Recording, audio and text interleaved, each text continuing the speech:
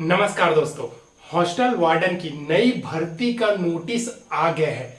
आप सभी मेल और फीमेल कैंडिडेट के लिए एक बड़ी खुशखबरी निकल करके आ गई है। एक चीज मैं बता दूं, कुछ समय पहले ईएमआरएस की तरफ से हॉस्टल वार्डन की वैकेंसी आई थी, जिसमें योग्यता ग्रेजुएशन, चाहे आप बीए, बीकॉम, बीएससी कुछ भी किए हो, ग्रेजुएट के अंतर्गत हो, तो अब आप उसमें फॉर्म फिल कर सकते थे। लेकिन इस बार ये जो वैकेंसी आई है ना, इसमें 12वीं पास हो आप फॉर्म अप्लाई कर सकते हो। केवल 12वीं पास, चाहे मेल कैंडिडेट हो या फिर फीमेल कैंडिडेट हो। एक चीज मैं बता दूं, टोटल जो पोस्ट है ना वो 3,357 पदों की नोटिस जारी हुई है। और विभाग की बात करें तो आदिम जाति तथा अनुसूचित जाति विभाग के अंतर्गत ये नोटिस जारी हुई है हॉस्टल वार्डन नई भर्ती की। तो आज मैं इस वैकेंसी का A to Z complete details आसान भाषा में बताने वाला हूं, साथ ही साथ नोटिफिकेशन के साथ आप लोगों को दिखाने वाला हूं।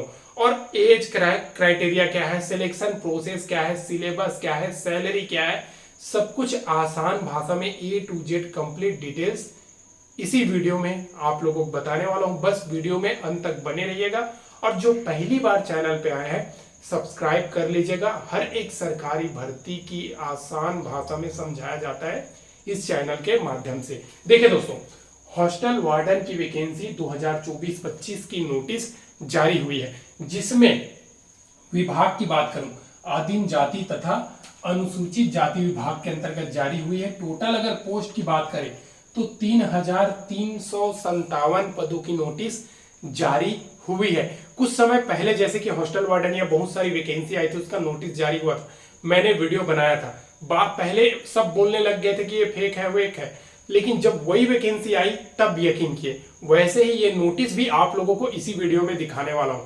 3,357 पदों पर नोटिस आई है। अगर योग्यता की बात करें तो इस भर्ती में सिर्फ 12वीं पास हो, मैं परसेंट का बात नहीं कर रहा हूं दोस्तों, अगर आप 12वीं पास हो आप इस वैकेंसी के लिए एलिजिबल हो, फॉर्म फिल कर सकते हो। एक सिंगल एग्जाम है, उसी के आधार पर ये हॉस्टल वार्डन में सिलेक्शन होने वाली है। अगर हम बात करें पोस्ट में आखिर किस पद में आपको ज्वाइनिंग मिलेगा, तो हॉस्टल वार्डन है, हॉस्टल वार्डन श्रेणी द के आधार पर आपको ज्वाइनिंग मिलेगा और इसी के आधार पर आपको सैलरी मिलने वाली है इस वैकेंसी में। ठीक है। एज क्राइटेरिया मिनिमम 18 साल रखी गई है, मैक्सिमम 35 साल रखी गई है। लेकिन एक चीज मैं बता दूं, जो एससी होता है ना, एसटी होता है ना, उनको 5 साल छूट मिलता है, ओबीसी होता है उनको 3 साल की एज में छूट मिलता है। ये गवर्नमेंट का नियम है दोस्तों। और इस वैकेंसी में जो हॉस्टल वार्डन श्रेणी द की आई हुई है, इसमें आप लोगों को बता दूं मेल और फीमेल दोनों ही कैंडिडेट अप्लाई कर सकते हैं। साथ ही साथ फॉर्म फीस के बारे में बता दूं दोस्तों, देखिए ये जो वैकेंसी है ना हॉस्टल वार्डन, ये दो तरह से निकाली जाती है। एक तो यूपीएससी के माध्यम से निकाली जाती है, एक तो व्यापम के माध्यम से निकाली जाती है। ठीक है। तो यूपीएससी निकालती है ना, तो ऑल इंडिया के कैंडिडेट फॉर्म फिल कर सकते हैं।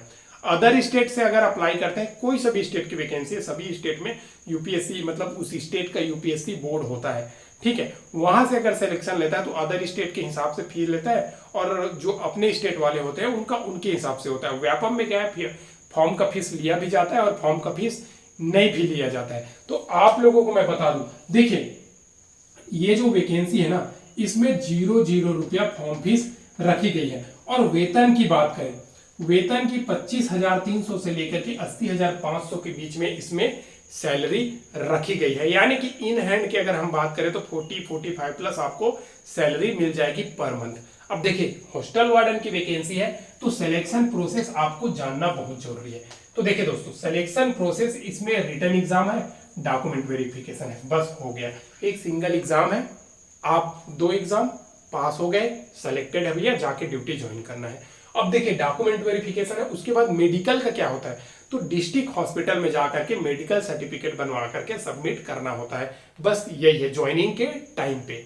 तो बस इतना ही है सिलेक्शन की प्रोसेस इस हॉस्टल वार्डन की नई वैकेंसी में। अब देखिए इस वैकेंसी का अगर आप सिलेबस के बारे में बात करते हैं, अभी से अगर आप तैयारी में लगना चाहते हैं, तो ये 100 क्वेश्चन है, 100 नंबर का है, 2 घंटा का टाइम है, 1/4 निगेटिव मार्किंग है। लास्ट टाइम 2 बार, एक बार 500 वैकेंसी स्वीकृत हुई थी, आई थी, लेकिन वो निरस्त हो गई, फिर 300 आई, वो अभी उसका रिटर्न एग्जाम होने वाली है। ये छत्तीसगढ़ के अंतर्गत आई थी। एक तो ईएमआरएस आई थी, फिर ईएमआरएस के बाद राजस्थान में आया था, और राजस्थान के बाद छत्तीसगढ़ में आई थी दोस्तों।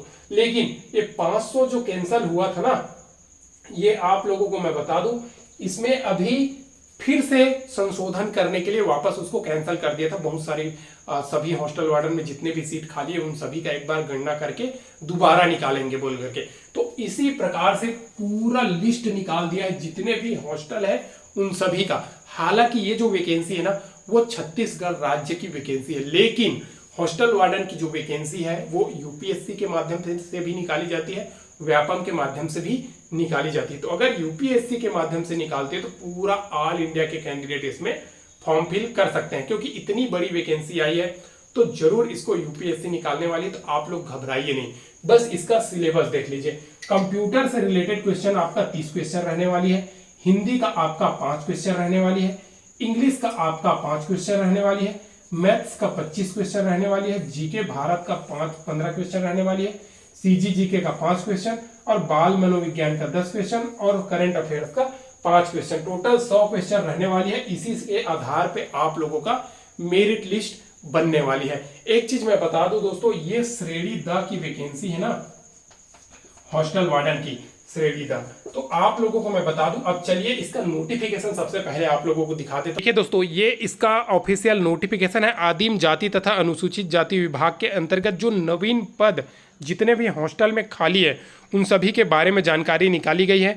तो आप देख सकते हो, अगर टोटल पोस्ट की हम बात करते हैं तो बता दूं 3,357 पद खाली है जो स्वीकृत हुई है सभी हॉस्टल में।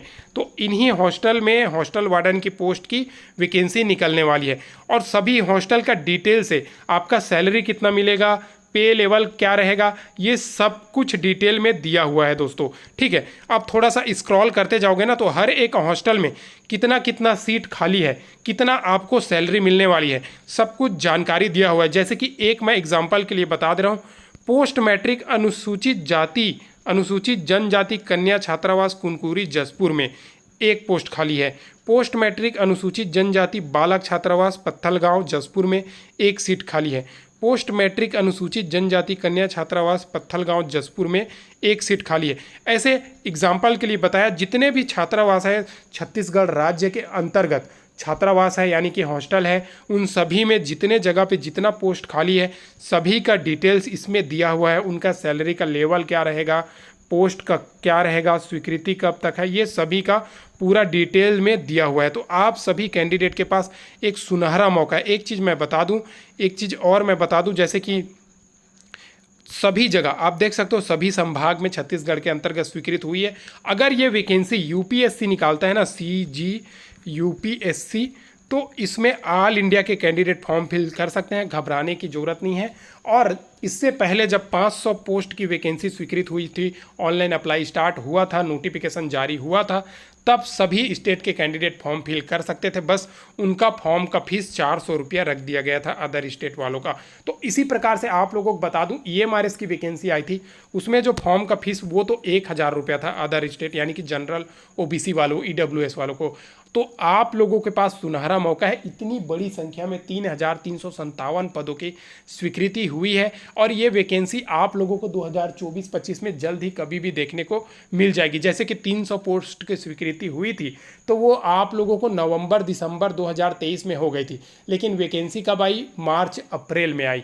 उसी प्रकार से ये जो वैकेंसी है ना, ये भी आप लोगों को देखने को जल्द ही मिल जाएगा, क्योंकि स्वीकृत होता है, स्वीकृत होने के बाद वो विभागीय कार्रवाई कुछ होता है, फिर वो जा करके पब्लिश होता है। तो अभी इसका नोटिस जारी हुआ है, जो आगे आप लोगों को देख सकते हो। टोटल 100 पेज की नोटिस जारी हुआ है। आप डिटेल में पढ़ना चाहते हो तो मेरे टेलीग्राम चैनल में जा करके आप देख सकते हो। ये सभी नोटिस मैं वहाँ पे जा करके डाउनलोड करके मैंने डाल दिया है दोस्तों। अब किसी भी प्रकार का सवाल है तो एक बार आप कमेंट कर दीजिएगा। इस प्रकार से दोस्तों इस हॉस्टल वार्डन की वैकेंसी जो स्वीकृत हुई है, कितना हुई है, 3,357 पदों पे, उसका मैंने नोटिस के साथ में A to Z complete details बता दिया। किसी भी प्रकार का सवाल है तो जरूर कमेंट कर दीजिएगा, और हर एक स्टेट का मैं हर एक वैकेंसी के बारे में अपडेट देते रहता हूँ। इस हॉस्टल वार्डन का ना हर एक कैंडिडेट को इंतजार है दोस्तों, क्योंकि सबसे आसान वैकेंसी होती है। इसमें काम की बात रहे कि आखिर काम क्या करना होता है। तो भैया हॉस्टल वार्डन का काम होता है बच्चों को देख रेख करना, ठीक है, किसी का स्वास्थ्य प्रॉब्लम हो गया तो उनको हॉस्पिटल लेकर के जाना, ये सब मतलब एक गार्जियन की तरह उनको देख रेख करना होता है। जो भी कैंडिडेट, चाहे वो 6वीं से लेकर के 12वीं वाले कैंडिडेट ही उस हॉस्टल में ही क्यों ना रहे, क्योंकि आवासीय छात्रावास होता है, ठीक है, कई ठो स्कूल, ठीक है, तो उसमें आप लोगों का अगर पोस्टिंग है तो उन बच्चों को देख रेख करना, उनका अगर तबियत खराब हो गया तो उनको हॉस्पिटल तक लेकर के जाना, खाना वगैरह, हेल्थ चेकअप वगैरह, ये सब हॉस्टल वार्डन के अंतर्गत ही आता है। उनका व्यायाम का, खेल का, पीटी का, ये सबको ध्यान देना। अगर वो मैदान में खेलने जा रहे हैं तो उनको बैट बॉल, मतलब बहुत कुछ सुविधा ये सब हॉस्टल वार्डन के अंतर्गत आती है जो प्रोवाइड कराता है दोस्तों, ठीक है। तो आज मैं इस वैकेंसी का A to Z जानकारी आसान भाषा में आप लोगों को बता दिया, नोटिस भी दिखा दिया, जो 3,357 पदों की जारी हुई है। अब आप लोगों के मन में किसी भी प्रकार का सवाल हो रही है ना, तो जरूर कमेंट कर दीजिएगा। वीडियो पसंद आए होगी तो लाइक कर दीजिएगा, और अभी तक चैनल को सब्सक्राइब नहीं किया, सब्सक्राइब कर दीजिएगा। फिर मिलते हैं नेक्स्ट वीडियो में, तब तक के लिए जय हिंद।